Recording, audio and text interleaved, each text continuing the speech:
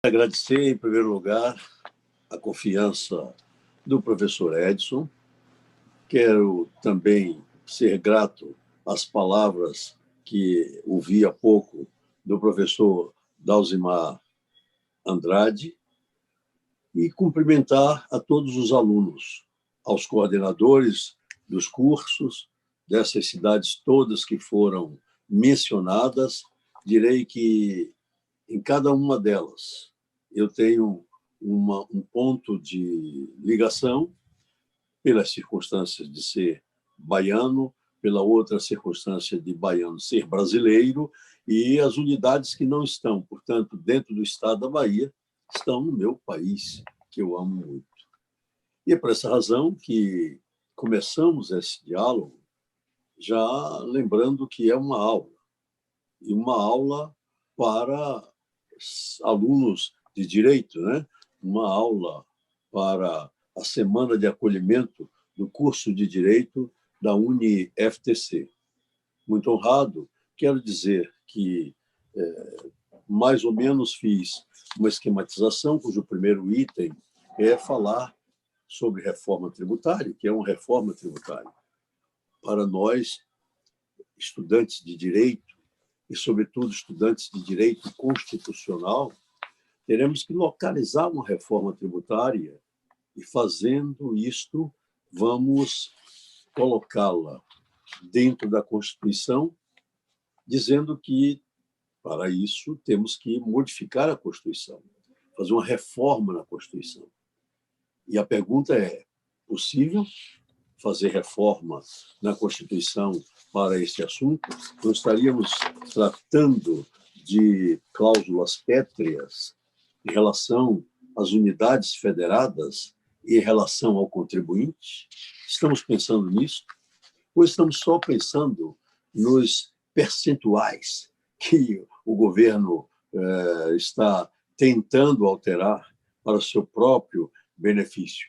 Ainda se pode fazer uma pergunta no plano jurídico: é justo aumentar esse quinhão financeiro sem um plano que se apresente à sociedade numa democracia participativa como é a nossa?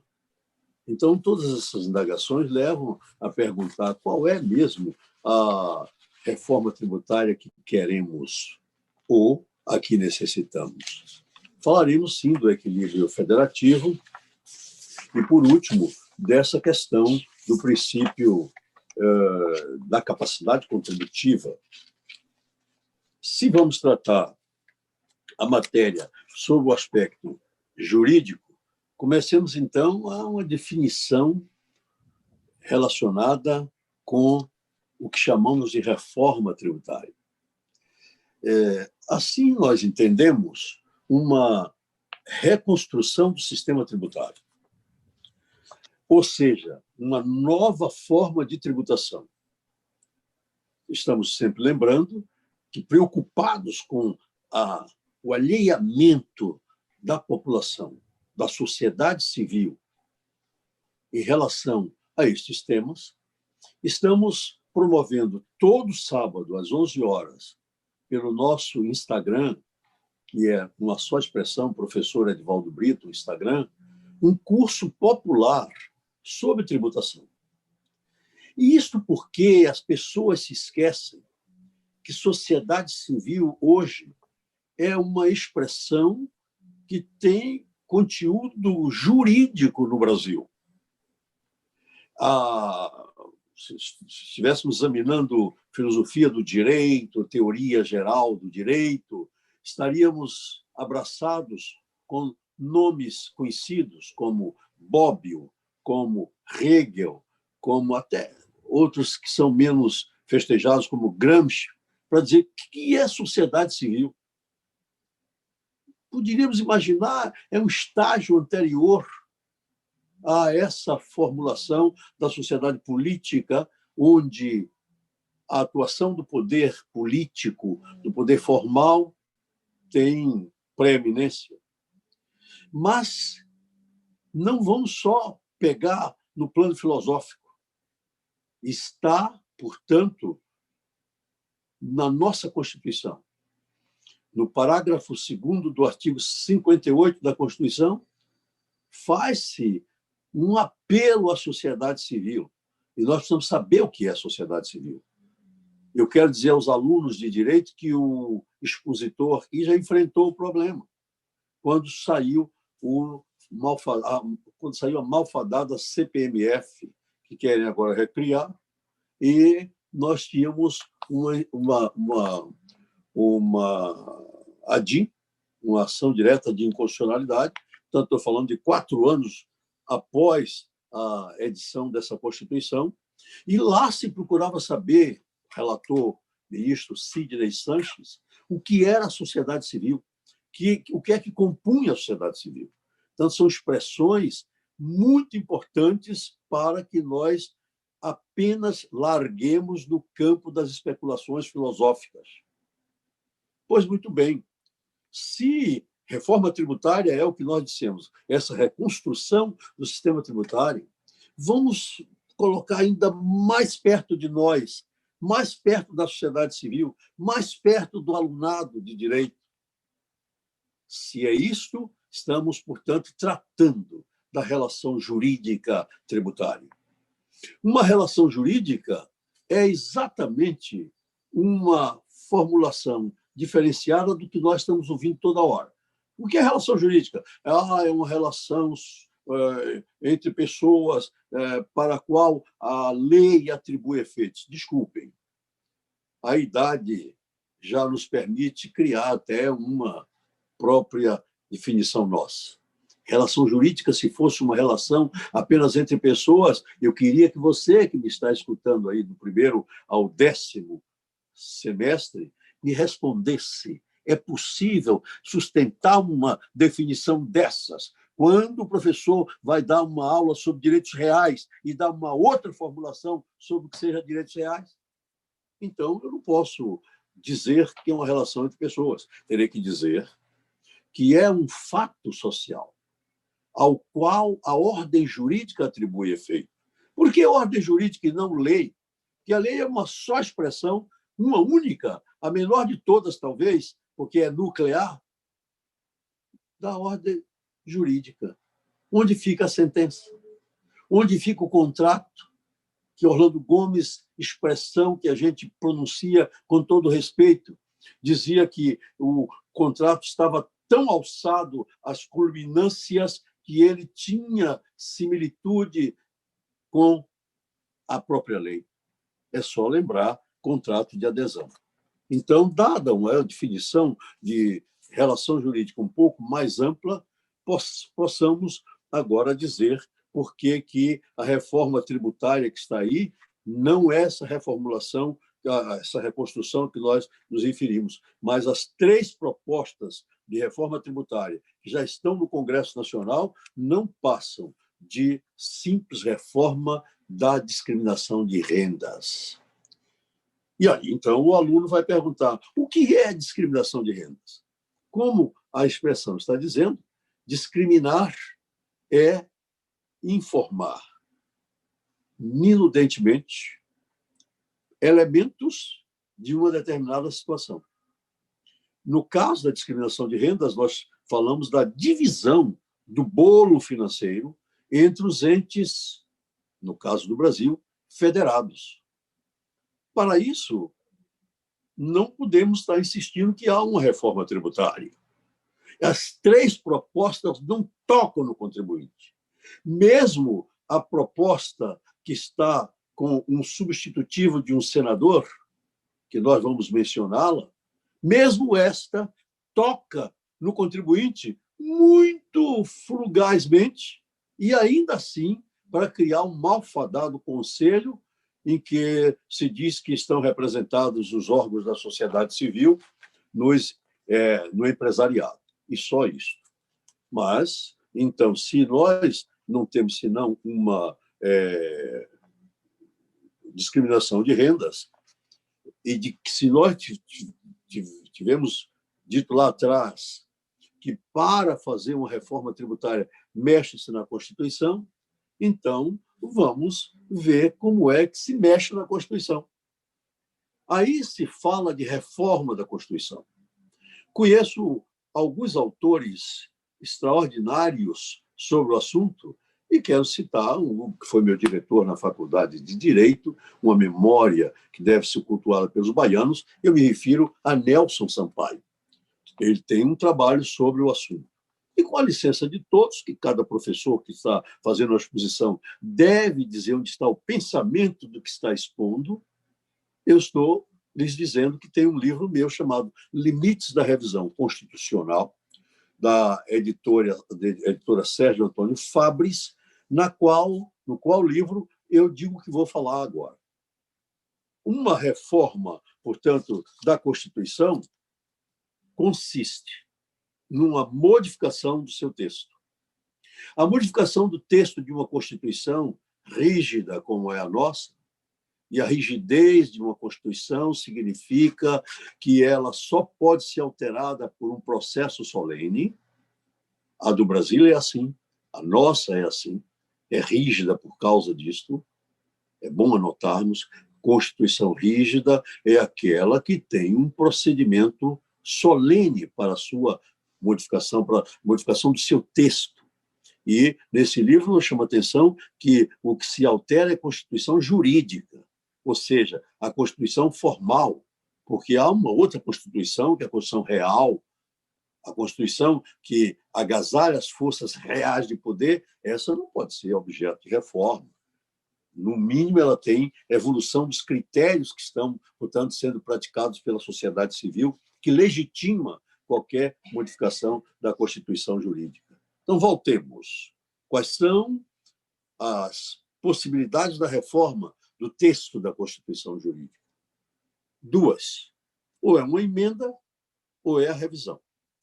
No caso brasileiro, apenas 2 vezes se permitiu revisão, diferentemente da Constituição portuguesa, que estabelece uma revisão periódica de 5 em 5 anos. A nossa teve uma, foi esgotada a possibilidade, em 1993, de revisão, não se fala mais. Como o nosso tempo está sendo controlado, não podemos descer a detalhes sobre a revisão, em que ela consiste, etc. Mas a outra modalidade, que é a emenda, a outra modalidade de reforma, que é a emenda, e isto é uma aula, vamos repetir, reforma do texto da Constituição jurídica só é possível por 2 formas. Ou é uma revisão, e no caso brasileiro não é mais possível, por causa do disposto nos artigos 1º e 2º do ato das disposições constitucionais transitórias, ou é uma emenda. Essa pode ser feita a qualquer tempo, pode ser pontual. Mas presta atenção, pode ser feita a qualquer tempo, pode ser pontual, qualquer tempo. E pontual, qualquer matéria. Vírgula. Qualquer matéria? Não. Aquela matéria que não está protegida pelo núcleo irreformável, ou, usando a expressão corriqueira, talvez atribuída a Pontes de Miranda, um dos grandes juristas desse país, ou cláusulas pétreas. Essas cláusulas pétreas são, portanto, de 4 categorização. 2 delas nos interessam. Não se pode nem tentar fazer a reforma da federação. Ou seja, a Constituição não admite nem proposta de emenda constitucional para alterar a forma de Estado brasileiro, que é a federação. Muito bem. Nesta reforma tributária, a primeira coisa que se quer fazer é modificar a suficiência de recursos das entidades federadas. Quer encher os bolsos, ou as burras, como nós dizemos, da União, e esvaziar a dos estados, municípios e do Distrito Federal. Pode. Eu estou falando com juristas. Se não são já de constituto, são juristas in fieri. E, portanto, acostume-se a trabalhar como jurista. Você que está me seguindo não é economista. Você não é financista. Você não é médico, não é nutricionista, não é dentista. Acostume-se a raciocinar juridicamente. E para raciocinar juridicamente, vamos logo dizer que esta reforma tributária, que seria, portanto, reforma do quinhão patrimonial que se colocou na Constituição, ela não pode mexer em nenhum desses 4 itens, que são parágrafo 4º do artigo 60 da Constituição, e dos quais 4 nós vamos dizer 2. Já dissemos, a forma federativa, e o segundo, as garantias, os direitos e garantias individuais. Esses direitos e garantias, praticamente, formam um rol que nós discutimos que tipo, que categoria de direito eles são. Eu costumo dizer que os direitos fundamentais, eles são do ramo que nós denominamos de direito subjetivo público. E por que deste ramo? Porque eles não podem ser objeto de modificação, senão nos aspectos que a própria sua natureza permite. E eles, além de não serem objeto, eles são oponíveis. Repitamos, eles são oponíveis a Deus e ao mundo. O legislador tem que ter cuidado em modificá-los. O juiz tem de aplicá-los quando eles representam, portanto, caracteres que tipificam a sua formulação na Constituição. O poder executivo, esse, então, que está metido a ser dono do mundo, este, então, que tenha muito respeito e que cada qual que vai sair dessa nossa universidade FTC tenha o garbo de bater no peito que é jurista. E, quando for juiz, faça justiça. Utilize o direito como instrumento de justiça. Mas saiba fazer. Pois bem, vamos começar por esses direitos e garantias fundamentais, lembrando que os direitos, como eu disse, são esses direitos subjetivos públicos, são as prerrogativas outorgadas pela Constituição. Aliás, é bom esclarecer que alguns fazem uma distinção entre direitos fundamentais e direitos humanos. Para mim, essa distinção é desnecessária, porque todo direito é humano. E para aqueles que seguimos a lição de um dos grandes justos filósofos das nossas Américas, que é Carlos Cóssio, sabemos com ele que direito é a interferência intersubjetiva pensada depois pela norma jurídica. Então, se direito é a conduta humana na sua interferência intersubjetiva, tudo que for, portanto, nessa área dessa interferência é jurídico e é humano.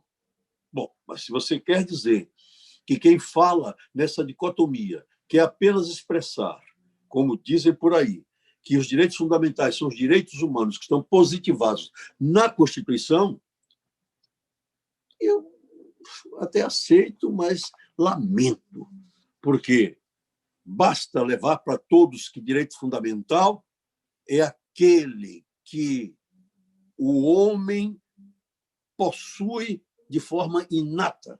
Eu não estou falando de direito natural aqui na expressão tomista, na expressão de Santo Tomás de Aquino, que é o direito que Deus ensinou a todos. Não é nada disso que eu não quero entrar agora numa confusão com os positivistas. Quero só dizer que eu estou me referindo àquilo que é inato. Eu, por ser homem, tenho essas prerrogativas. E uma delas, para você anotar bem, é a dignidade da pessoa humana.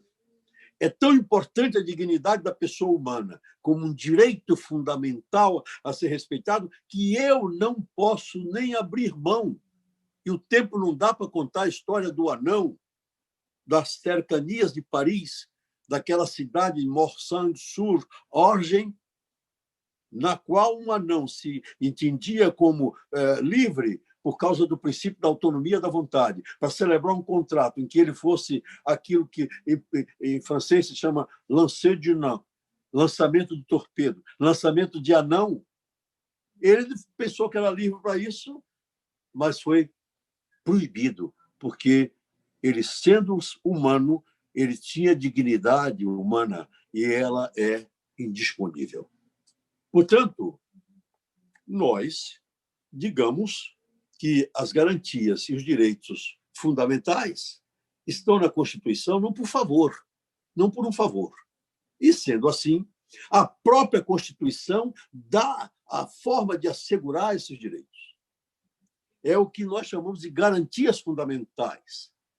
Você vai ver a lista lá: mandado de segurança individual, coletivo, mandado de injunção, ADPFs, ação declaratória de constitucionalidade. É uma lista enorme de instrumentos assecuratórios das prerrogativas que a Constituição nos deu. Sendo assim, um desses direitos está nesse artigo 5º, inciso 22. É garantido o direito de propriedade. E logo em seguida, no inciso 23, a propriedade atenderá à sua função social. E para não deixar que filósofos, especuladores, o que seja, venham a dizer o que é essa função social, a Constituição ela própria define. Se você tiver uma Constituição aí, vá me acompanhando e veja o artigo 182, parágrafo 2º. A propriedade urbana cumpre a sua função social quando atende às exigências fundamentais de ordenação das cidades expressas no plano diretor.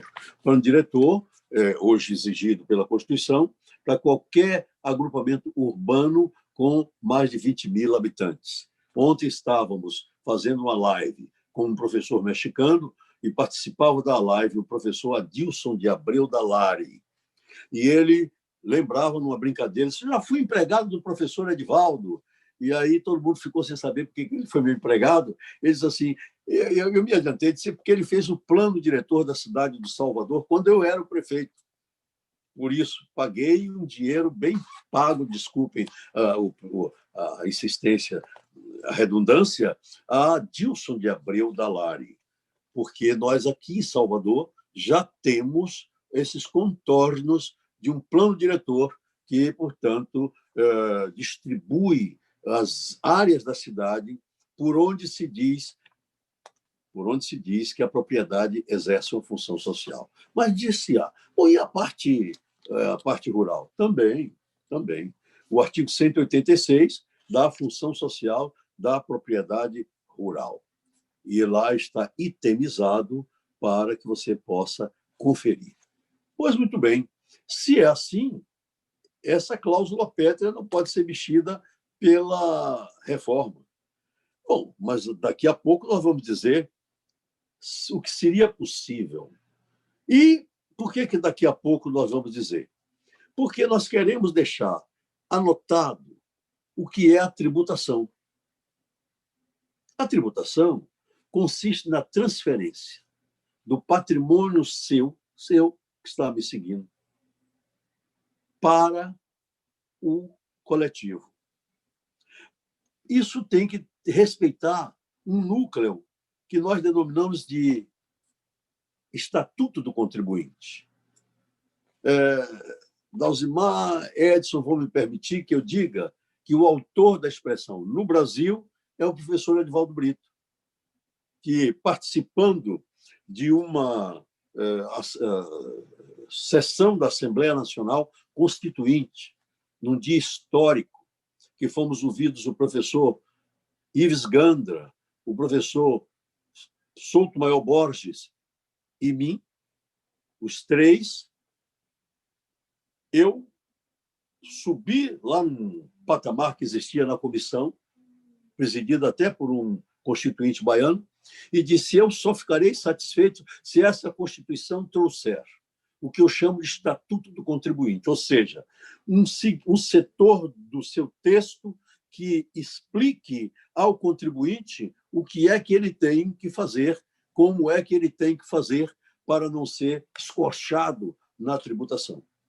Ora, esse núcleo, ele tem 6 grandes princípios distribuídos em outros tantos subprincípios. O primeiro deles é a competência tributária.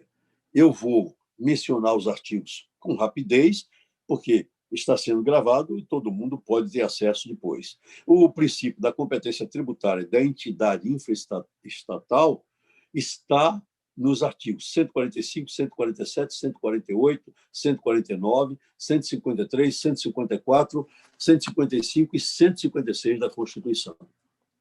O segundo princípio é o da legalidade.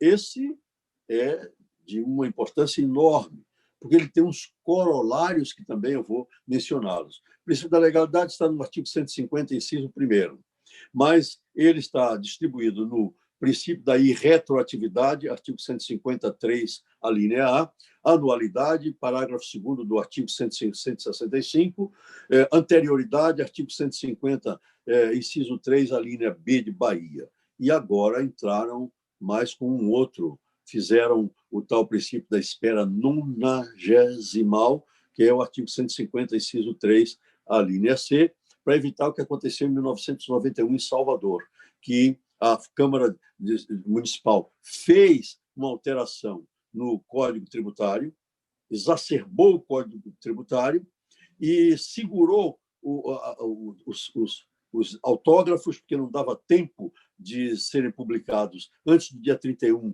de dezembro de 1990, jogou no dia 7 de janeiro de 1991, com data de 31 de dezembro de 1990, e a OAB, presidente Eurípedes Brito Cunha, o pai, me chamou e disse: você, afiliado à seção da OAB, vai ser o advogado de toda a sociedade civil. Entrei com uma ação direta de inconstitucionalidade e foi de 0. A totalidade do Tribunal de Justiça, posso lembrar-lhes que é a DIN número 1/91, e podem ter acesso, o relator foi o desembargador Luiz Pedreira. Portanto, temos mais ainda, distinção a legalidade, a tipicidade. Nós temos que ter um tipo fechado, cerrado, como é o tipo penal, e isso está no artigo 145, incisos 1 a 3 e 146. E, por último, nessa linha, o princípio da eficácia da lei complementar, que está no artigo 146. É preciso respeitar esse princípio da eficácia. Isso significa que não pode existir tributação sem respeito à lei complementar, que dá os contornos dos tributos a serem cobrados. O terceiro princípio é o da isonomia. Nele está o corolário que nós vamos trabalhar no final dessa conversa, que é o princípio da capacidade contributiva, no artigo 145, parágrafo 1º. Eu queria lhe chamar a atenção para ele, porque há pouco eu fiz uma live para Sergipe, por causa de uma decisão do Tribunal de Justiça em relação ao IPTU de Aracaju, que o tribunal entendeu que não deveria ser pago enquanto houvesse os efeitos da pandemia. Está me ouvindo e vendo? Já tem uma decisão que se baseou nesse parágrafo 1º do artigo 145 da Constituição, em razão do subprincípio ou do princípio corolário da capacidade contributiva. O quarto princípio é o da proibição do efeito tributário confiscatório, artigo 154, garantia da unidade econômica e social, artigo 150, incisos 5, 151, inciso 1 e 152. e o princípio da imunidade, que é o artigo 156. Portanto, a reforma terá que mexer nesse núcleo. E pode. Aí vem a questão. Ela só poderá ser feita por emenda, nunca por revisão, e vai mexer numa cláusula pétrea. A outra questão que eu falei foi o equilíbrio da federação, que é impossível modificar essa forma de Estado. Vamos para o penúltimo aspecto. Eu insisti muito no princípio da capacidade contributiva. Só para você se lembrar, ele está no Estatuto do Contribuinte, agasalhado como um corolário do princípio da isonomia. O princípio da isonomia entre nós, tributário, não é idêntico ao princípio geral da igualdade. Esse princípio da igualdade tributária tem um contorno próprio. É impossível, diz a Constituição, tratar de forma desigual a contribuintes que estejam na mesma situação, ou seja, em situação similar. Pois bem, este princípio da isonomia, que pariu o princípio da capacidade contributiva, nos impõe dizer o que é capacidade contributiva. Eu poderia pedir que fossem ver a mãe desse dispositivo que está no artigo 202 da Constituição de 1946. Poderia pedir a você que fosse reler o parágrafo 1º do artigo 145 da Constituição, mas eu quero dizer numa só frase. A semelhança do que fazia meu mestre querido, meu orientador de tese, Dalzimar, o professor Aliomar Baleeiro. Ele tinha um Andrade, quem sabe se não é seu parente, né? Dalzimar Andrade, Aliomar de Andrade Baleeiro. Acho que você ficaria muito honrado em buscar na sua árvore genealógica uma figura como a de Aliomar Baleeiro. Eu adoro meu mestre, e digo que adoro porque ele morreu, como diria aquela piada, para os ingratos, mas para mim ele está vivo, pelo menos sua memória de grande tributarista, de grande jurista, meu professor em 1959, na gloriosa Faculdade de Direito da Universidade Federal da Bahia. Qual é a frase de Aliomar? Capacidade contributiva é a capacidade de pagar. Anota aí no seu caderninho só isso. Capacidade contributiva, que está no parágrafo 1º do artigo 145 da Constituição, pode ser resumida nessa frase: é a capacidade de pagar. Isso significa, se você não tem capacidade de pagar, presta atenção no que eu vou dizer agora. Porque eu estou sofrendo como vereador desta cidade, porque uma maioria insensível dos meus colegas, baseada, portanto, numa vinculação com o chefe do executivo. Talvez nunca tenha lido Kelsen, Hans Kelsen, que diz que a maioria só existe porque existe a minoria. Respeita a minoria, diz Norberto Bobbio, porque um dia ela tem de ser maioria e tem de ser viabilizada a sua condição de amanhã ser maioria pela própria maioria de hoje.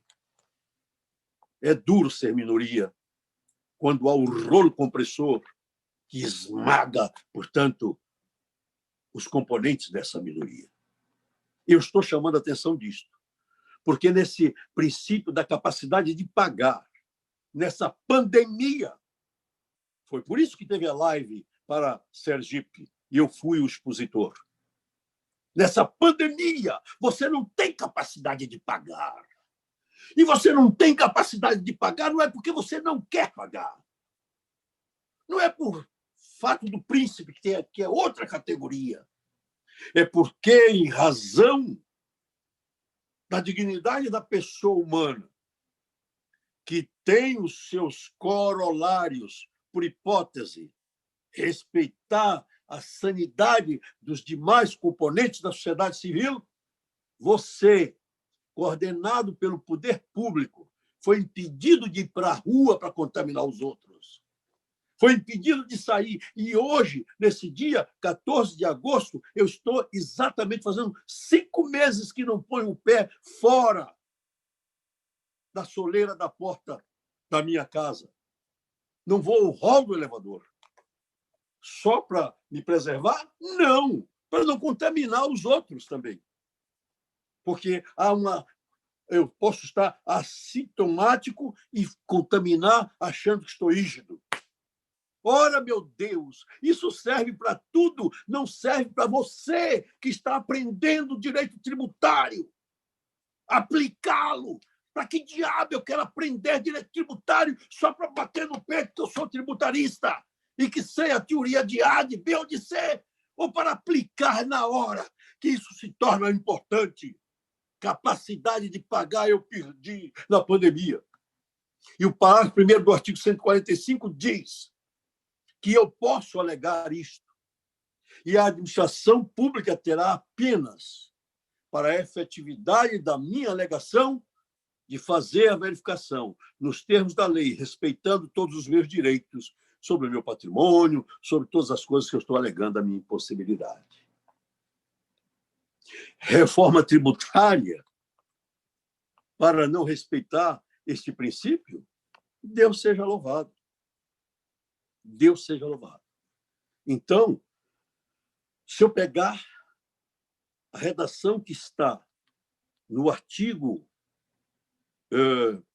53 da Constituição italiana, melhor para me ajudar. Eu vou ler o artigo 53. Todos têm obrigação de contribuir para as despesas públicas, diz a Constituição italiana, na medida de sua capacidade contributiva. E para que isso seja eficaz, a Constituição diz que o sistema tributário é inspirado nos critérios de progressividade. Ela não foi a única. A francesa trazia isso, depois refez por outros modos.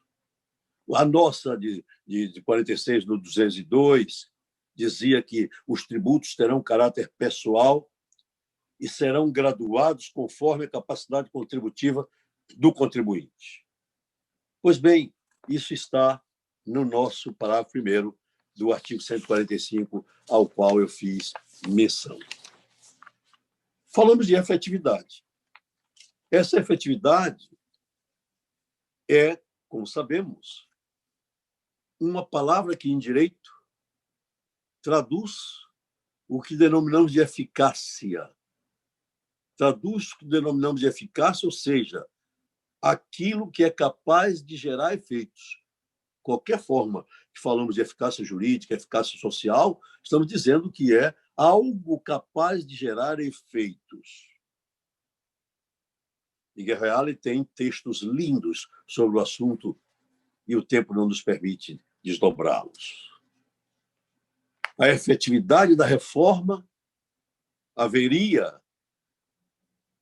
se nós tivéssemos aquela que queremos ou se nós tivéssemos aquela que necessitamos. O que será uma reforma que queremos?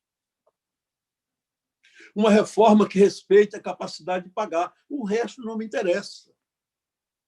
Este princípio do Estatuto do Contribuinte você tem que anotar, porque ele é muito importante. Até porque o órgão mais sensível do corpo humano é o bolso de cada qual de nós. Esqueça o resto e lembre da capacidade contributiva. Você amanhã juiz, você amanhã membro do Ministério Público, você amanhã, sobretudo, contribuinte ou advogado. Advogado é algo fundamental, tanto que a Constituição diz que ele é essencial à administração da justiça. Veja, é o único que a Constituição diz isso. Advogado não pode ter mácula. Advogado está aí para defender os direitos, eu direi, da sociedade.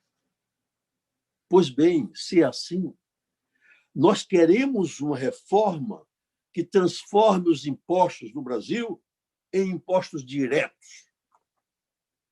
Em impostos diretos.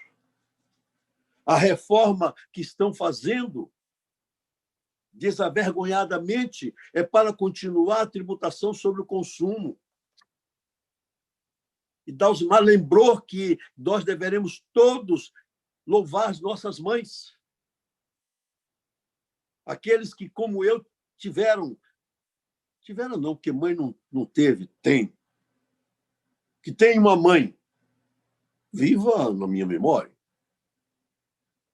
que não tinha um tostão para comprar o fósforo. Nem sabia pronunciar fósforo, ela pronunciava fosco. E quando faltava o gás era o querosene que botava num fifó, feito por um recipiente de resto de margarina, não sei de quê, e com uma torcida de algodão, com uma tampinha de refrigerante furada, para poder, como ela dizia, alumiar a casa. Ela não sabia falar iluminar. Então, você presta atenção para esta figura de retórica que eu estou colocando, porque ela só de retórica para você absorver. Eu pagava o imposto comprando fosco de Dona Edith, comprando a vela que ela pedia, igualzinho, porque a proporção do que eu ganhava para o que eu gastava comprando a vela e pagando o percentual de imposto indireto, de imposto sobre consumo, dentro da vela do fósforo, é a mesma coisa do caviar, do sujeito que é arquimilionário, e ele paga na mesma proporção o mesmo imposto que eu. Mas por que na mesma proporção? Porque se eu ganho R$100 e pago 17% por hipótese de um imposto indireto, ele ganha R$100.000 e paga os mesmos 17%, e para ele não tem nenhuma, mas nenhuma mesmo, incapacidade de pagar, porque ele tem uma reserva financeira que não há imposto do mundo que consuma. Então, o imposto tem que ser direto. Você tem que defender a reforma tributária dessa natureza. Então, os impostos indiretos são injustos. E eu reafirmo para os juristas in fieri que estão me acompanhando, são impostos inconstitucionais, porque não possibilitam a efetividade da tributação na linha da capacidade de pagar. Os projetos de emenda, portanto, reforma, agora eu vou dizer, só teriam fundamento constitucional se fosse para aquela coisa que eu disse no começo, reconstrução do sistema tributário, nova forma de tributação, alteração da relação jurídica tributária, de modo a que representasse o que nós chamamos pernosticamente lex missior. E por que pernosticamente? Porque você está acostumado, vai num Converscote aí, Vitória da Conquista, em Alagoinhas, nesses lugares todos bonitos aqui na Paralela, quando acabar a pandemia, e está lá um economista, um estudante de economia, e fala: olha aqui, o PIB, não sei o que lá, não sei o que lá, não sei o que lá, bruto, e você fica procurando saber o que diabo é o P e o I, porque ele só falou do B, que é bruto, que é PIB. Aí ele inventa uma coisa, aluno do ministro da Fazenda, busca aquelas engrisilhas do ministro da Fazenda, do ministro da Economia, como se ele estivesse falando alguma coisa que prestasse. Ele faz assim com a cabeça. Também vire para ele e diga que é o que é uma lex missior, escrita com T, e ainda diga ele assim. É porque, em latim, o T antes do I, num ditongo, tem som de S. Snob. Então, esnobativamente, vamos dizer que a tributação só teria cabimento constitucionalmente se viesse como uma lex missio, ou seja, uma lei mais suave, que é uma expressão latina usada no direito penal para designar a lei mais benéfica ao acusado, contrapondo-se àquela expressão lex gravior. Mas como o professor Dalzimar disse que me ouviu uma vez no IBET, eu quero lembrar que eu tenho um texto, professor, sobre esse assunto para uma das reuniões do IBET em São Paulo, exatamente 2018, se a memória não me falha, em que eu exploro esse aspecto. Portanto, concluindo, eu estou dizendo que a reforma que queremos é a reforma que passe por esses caminhos jurídicos a que estamos fazendo referência. Mas tem a reforma que necessitamos.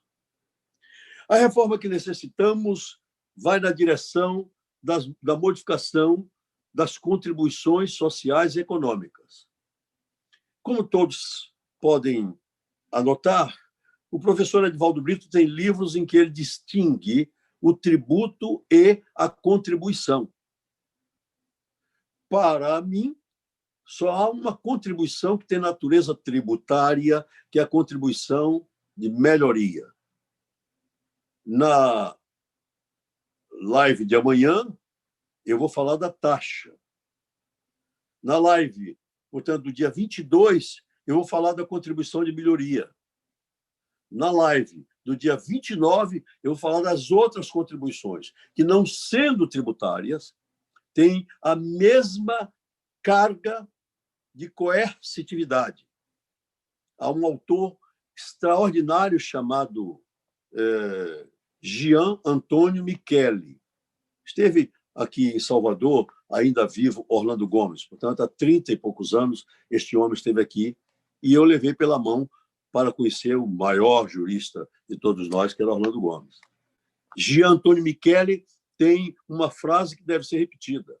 No mundo moderno, o tributo é a menor das prestações pecuniárias compulsórias. Há um mundo de prestação pecuniária compulsória, sobretudo do Estado intervencionista, para promover o desenvolvimento econômico na linha do bem-estar social. Esse Estado não tem apenas o tributo, tem essas contribuições. Contribuições previdenciárias, que são contribuições sociais, que não são propriamente tributo, mas têm a mesma carga de coerção que tem o tributo. Elas já se chamaram de contribuições parafiscais, porque era tão importante que os órgãos que cobravam eram paralelos ao Estado, eram órgãos paraestatais, a expressão é por isso, paralelos ao Estado, que o que eles cobravam era parafiscais, paralelo ao fisco. Hoje elas não têm esse nome, porque elas são desgraçadamente com prestações pecuniárias compulsórias. Então, a reforma que necessitamos é das contribuições sociais e econômicas. Por que a Alemanha pode ter um sistema previdenciário respeitabilíssimo? Nós não podemos. Eu não vou falar de Chile, porque o Chile foi um engodo. Mas a Alemanha tem, e tendo, pode servir de espelho para nós. Não é o vergonhoso sistema previdenciário que nós temos aí, formado até, vamos chamar até, em vez de sistema previdenciário, chamar, como diz a Constituição, seguridade social formada por 3 segmentos: a saúde, a assistência social e a previdência social. Todas 3 falidas, apesar das reformas que têm sido feitas, porque você que está me seguindo se esqueceu de entrar para discutir essa reforma como está agora discutindo a reforma dos tributos. Acorde.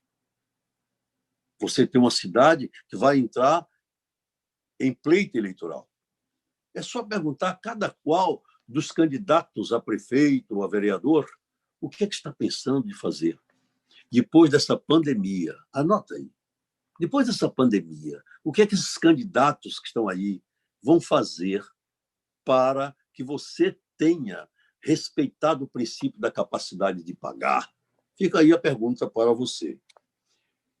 E, por último, nós queremos que e necessitamos que se faça uma reforma diferenciada. Vejam que o Jornal à Tarde, de 23 de julho de 2019, publicou um artigo meu, e com isso eu estou encerrando, chamado A Reforma Tributária de Marina, digital. Muita gente pensou que essa Marina era a candidata que está aí eternamente no Brasil. Marina é minha netinha de 9 anos, que sabe fazer um zoom na face do computador. Quando ela fez isso, ela não tinha nem 9, tinha uns 4 ou 5 anos, Edson Dalzimar. Aí ela chegou assim, viu a foto assim, num postal, ela foi assim correndo e meteu os 2 dedos, fazer um zoom, aí olhou a foto. Era a foto, né? Ela largou para lá e foi-se embora. Isso me inspirou. Que uma pessoa que ainda tem 5 anos de idade já me inspira a dizer que a França, de 11 de julho de 2019, fez uma reforma digital. Essa reforma digital fez com que a França tributasse vários das empresas de tecnologia, a Google, a Amazon, o Facebook, a Apple, Lowe's, esses nomes bonitos que nem eu sei pronunciar, todos entraram na tributação. Eu estou dando, portanto, a data disto, que foi 11 de julho de 2019. Logo após, a Espanha foi atrás. A Alemanha, em 1990, fez uma reforma em cima de poluentes. Entendeu que o cloro era um deles. Perdão, entendeu que o PVC era um deles. E porque era um deles, a Alemanha tributou o cloro. Você diz, mas que maluquice! O cloro purifica a água potável, mas ela teve um efeito também aí. Porque, em vez do sujeito estar lavando o carro dele de manhã com a água potável, caríssima, num desperdício, ele pensa 2 vezes que o consumo de água potável é para beber e não para lavar o seu carro. E, neste caso, a Alemanha tributou. Ora, o Brasil, e eu estou, meu caro Dalzimar, estou controlando meu tempo, eu só tenho, se muito, 5 minutos, mas eu quero dizer uma coisa importante. As 3 propostas de emenda à Constituição são péssimas. Uma delas é a PEC 110, que o senador Major Olímpio está com uma emenda substitutiva tão imprestável quanto a proposta original. Não trata de nada do que eu falei. Só cuida da discriminação de rendas. Rasgue-se, jogue na lata do lixo, não perca seu tempo nem de apreciar. A segunda é a PEC 45 do nosso deputado Baleia Rossi. Esta, do deputado Baleia Rossi, cria um tal de IBS. Este IBS é o Imposto sobre Bens e Serviços, substituindo o ICMS, o IPI, o ISS e o PIS/COFINS. Logo de saída, os prefeitos gritaram: tirar o ISS nem morto. Aí os governadores, e o ICMS? Quem é doido? Então, você veja que não é para levar a sério essa reforma, porque não tem apoio das bancadas do Congresso Nacional, porque todas elas são vinculadas aos governadores ou aos prefeitos. Além do mais, esta loucura dessa PEC, desse moço, vai fazer conviver em tributos assim. Durante 10 anos, nós temos todos os tributos que estão e mais os tributos que vêm na emenda. Não leva a sério, não dá nem para discutir uma emenda dessas sobre o aspecto jurídico. E a última delas foi a palhaçada, desculpem meus filhos que estão me assistindo, mas a palavra tem que ser forte, porque você precisa ser, portanto, enérgico na defesa dos direitos de cada um de nós.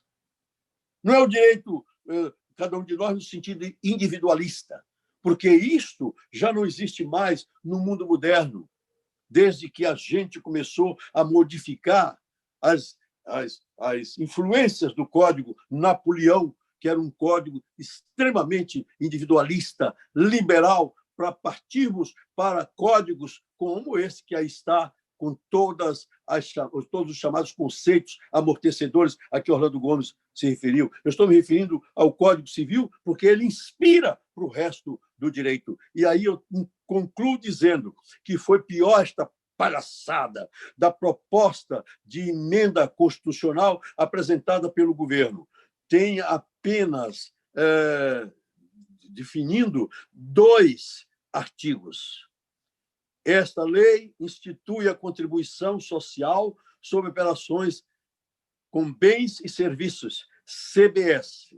Parágrafo único. A CBS incide sobre operações com bens e serviços. Inciso 1, em relação às operações do mercado interno e em relação à importação na forma do capítulo 2. Senhoras e senhores, não é para levar a sério. Eles estão brincando no governo federal, porque eles fazem uma reforma todo dia. Isso você precisa, portanto, agora que estamos encerrando essa nossa aula, precisa lembrar que a reforma que faz o governo federal de manhã, meio-dia e de noite, manipulando seu próprio patrimônio. Lembre-se que tributação é a transferência do patrimônio do particular para o geral, para o coletivo, como eu disse no início dessa aula. E o governo federal manipula isto com o beneplácito de um Congresso que lhe deu, portanto, leis, e que ele pega o imposto de renda da gente e faz com que a tabela fique sem nenhuma correção há anos a fio, e a base de cálculo é aumentada todo dia sem precisar lei do Congresso Nacional. Basta a manipulação de um burocrata das profundas do inferno, alterando, portanto, a nossa vida e o nosso patrimônio. Ensinar para alguém alguma coisa não pode ser apenas na teoria, mas é preciso mostrar, meus filhos todos, qual é a injustiça que se pratica quando o direito é o próprio instrumento dessa injustiça. E se ele é elaborado como instrumento de injustiça, você amanhã, como o grande operador do direito, seja você o advogado, seja você o juiz, seja você o membro do Ministério Público, você é quem vai corrigir essa injustiça. Nós vivemos num Estado democrático de direito, feito numa democracia hoje participativa, em que você tem a iniciativa da lei. Use tudo isso para que você possa interferir. Não é mais uma democracia representativa só, ela é também participativa. O artigo 14 da Constituição dá esses instrumentos. Isso vale para o direito civil, para o direito do diabo que carregue, mas vale para o direito tributário, que é o instrumento de buscar o seu patrimônio injustamente para entregar à coletividade. E mais injustamente, porque o retorno do dinheiro que você entrega não é exatamente compatível com as suas necessidades, porque, às vezes, esse dinheiro que você entrega do seu patrimônio é para ser dilapidado por aqueles que estão, portanto, sem ter consciência da importância do que é o artigo 3º da Constituição, que fala em justiça social. Muito obrigado.